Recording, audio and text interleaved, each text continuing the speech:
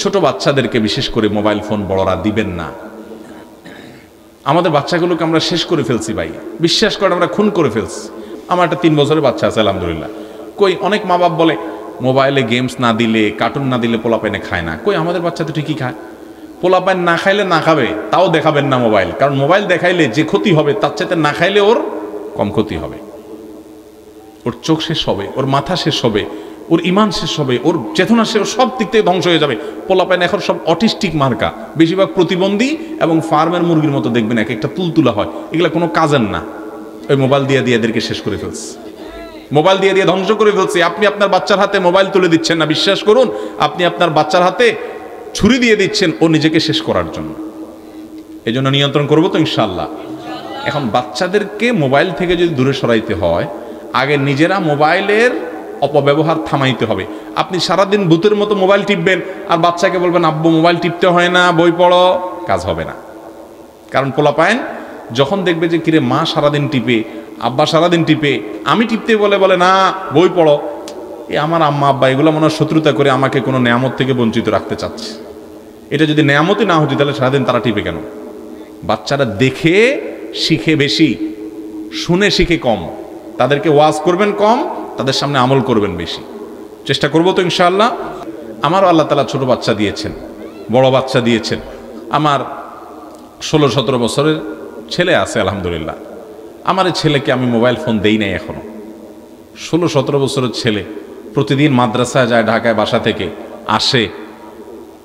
ধরেন কেউ বলল যে ভাই একটা মোবাইল না দিয়ে যদি বিপদে পড়ে কি হবে, ফোন করবে কিভাবে? তো প্রশ্ন হলো যখন মোবাইল ছিল না তখন মানুষ কি করত? কি বলেন? তাহলে বোঝা গেছে যে মোবাইল ছাড়াও মানুষ চাইলে চলতে পারে। ও যদি বিপদে পড়ে, আল্লাহ না করে কোথাও কল দিবে, আর যদি কল দেওয়ার মতো সুযোগ না থাকে তো বিপদ না হয় আসবেই। মোবাইল থাকলে যে বিপদ আসবে না এমন কোনো গ্যারান্টি আছে? তাহলে মোবাইল দিয়া ওর যে বিপদ হবে, মোবাইল না দেওয়ার কারণে যদি বিপদ হয় সেটা তার চাইতে শ্রেয়। আলহামদুলিল্লাহ সে পড়াশোনা করছে, সেও খুব খুশি। আমি তো ছেলেকে বলে দিয়েছি বাবা যখন তোমার মোবাইলকে চালানোর ক্ষমতা আসবে, মোবাইল তোমাকে চালাবে না। মোবাইলে তুমি ডাইরেক্ট হয়ে গেছো ডায়রিয়ার রোগীর মতো, সারাদিন দেখতেছো, ঘাটতেছো, ডাইরেক্ট হয়ে গেছে, সারাদিন শুধু হাতাও। এই রোগের রোগী হয়ে যাবো তুমি এই বয়সে মোবাইল নিলে। যখন তুমি মোবাইলকে নিয়ন্ত্রণ করতে শিখবা, প্রয়োজনে কথা বলবা, তখন তোমাকে মোবাইল ফোন কিনে দেওয়া না, সব আমি কিনে দিব, সব ব্যবস্থা আমি করে দিব। তুমি এখন পড়াশোনা করো আর আমার প্রতি আস্থা রাখো। আমি একজন বড় লোকের বাসায় একবার গেছি, বাসায় না অফিসে গেছি। বাংলাদেশের প্রথম সারির মানে 1, 2, 3, 4, 5-এর ভিতরে একজন ধনী হলে এরকম একজন ধনী হবে। নাম বললাম না, নাম বললে সবাই চিনবেন। তো তার অফিসে গেছি একটা মিটিংয়ে। প্রসঙ্গত আমার সম্পর্কে এক ভাই পরিচয় করা দিয়েছেন যে হুজুরকে চিনেন কিনা।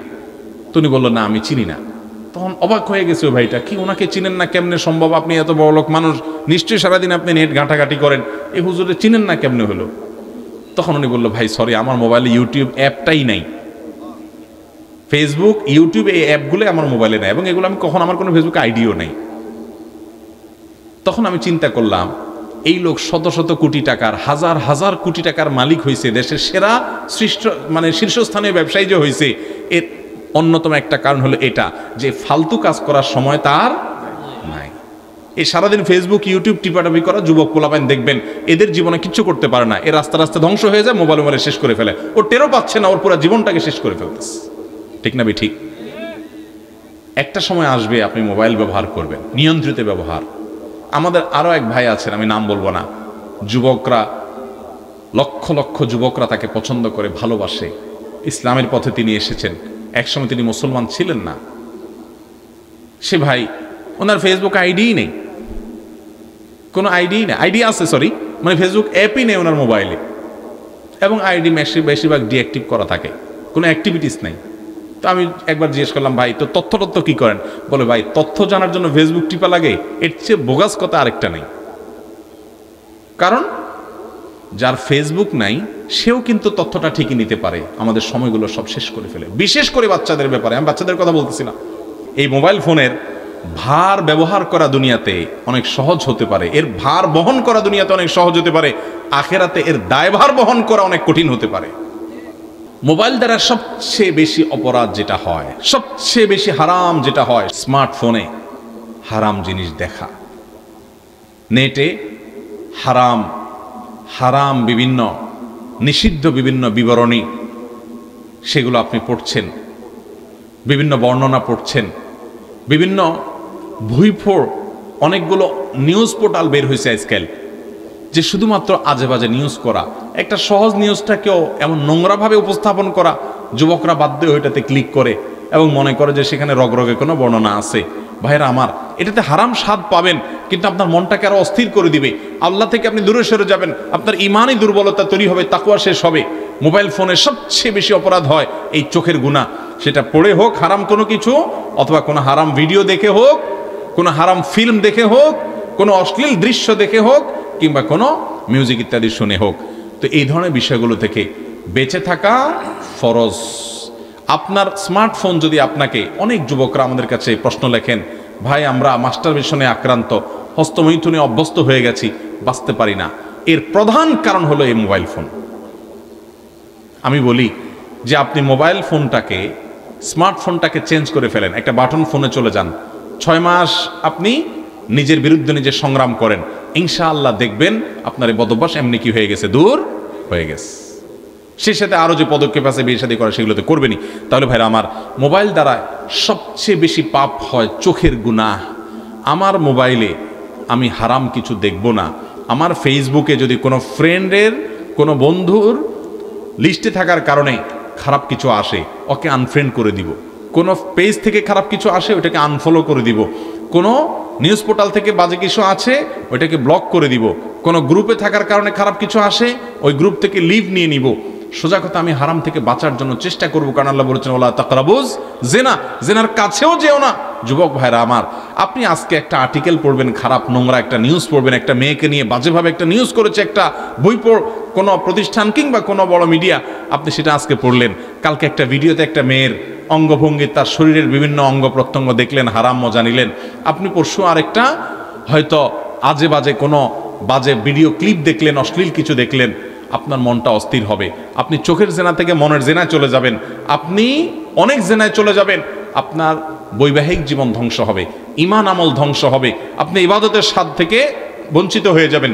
এই জন্য স্মার্টফোন ব্যবহার যারা করবেন, এই গুনাহ থেকে বেঁচে স্মার্টফোন ব্যবহার করা মানুষ এখন সোনার হরিণ হয়ে গেছে। ঠিক না বে ঠিক?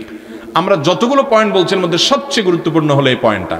বিধায় মোবাইল ফোনে হারাম কোনো কিছু দেখার ব্যাপারে আমাদের সবচেয়ে বেশি সতর্ক থাকতে হবে, সেটা দেখা থেকে সাবধান, আপনার বিরত থাকতে হবে। আল্লাহ তাআলা আমাদেরকে তৌফিক দান করুন। ভাইরা আমার, 13 নম্বর যে শিষ্টাচারের কথা বলবো তা হলো, মোবাইলে অনেকে টাইম পাস করার জন্য গেম খেলে। এটার জন্য আবার স্মার্টফোন লাগে না, বাটন ফোনেও চলে। ওই যে সাপলুডু চলে, আরও কি কি চলে, আছে না? ভাইরা আমার, মুসলমানের জীবনে এত অহেতুক সময় নেয় যে সে গেমস খেলে সময় কাটাবে। দেখেন, আমাদের অবসর সময়গুলোতে ইস্তেগফার, তাসবিহ, তেলাওয়াত, জিকির থাকার কথা ছিল, দুরূদ পড়ার কথা ছিল। এখন আমাদের কোনো অবসর সময় নেই। যুবকরা মসজিদে তো বটেই, এমনকি টয়লেটে যাওয়ার সময় মোবাইলটা নিয়ে যায়। ঠিক না বে ঠিক? ওখানে বসে বসে টিপতেছে, যেখানে টয়লেটে 2 মিনিট লাগতো তার 10 মিনিট লাগতেছে, কারণ সে মোবাইল টিপতেছে বসে বসে। ঠিক না বে ঠিক? বাইর হয় না, বাইর হয় না, বাইর হয় না, কারণ কারণ খুঁজে দেখেন মোবাইলটা নিয়ে ঢুকছে।